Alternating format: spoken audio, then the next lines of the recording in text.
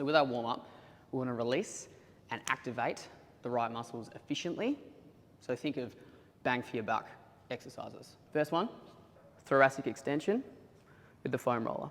So we want to make sure that we're starting mid-back. Next, hands just resting gently on the back of the head, elbows up.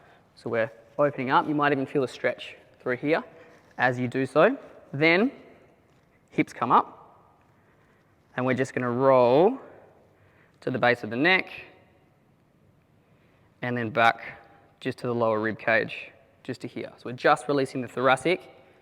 We're not going into the lumbar. So we're going to go up and back for 10. So the next one is a release. So we're going to use this, or a tennis ball. We're releasing the TFL, tensor fascia lata, which attaches to the IT band. So that is the muscle that attaches. This is the tendon. We want to release the muscle. So we find that spot first, which will be below the hip bone. So we find that spot by coming onto our side, and then in this position, we're just going to floss the muscle by flexing the hip and then coming back. Do that about 10 times on both sides, particularly if it is tight and painful or uncomfortable. Next one, so we're activating glute med, gluteus medius, hip abduction. So band around once, and again twice, and then one part of the band just goes under the feet. First range of motion, because we're going 3. The first one, 90 degrees. All we're doing, using the glutes, out, abduction, hold, control back. Out, hold, control back. Should be feeling it through here. First one for 10. Then we flex the hips, exactly the same for 10.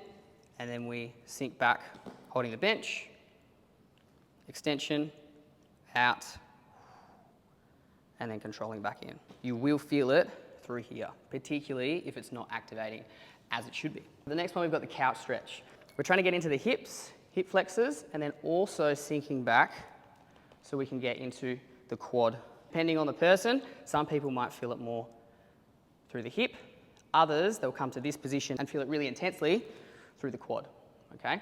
So this is the ideal position to get to. This has taken me a long time to get to. So you'll probably have to start in this position first, and then slowly, over time, we can get our shoulders back into this position.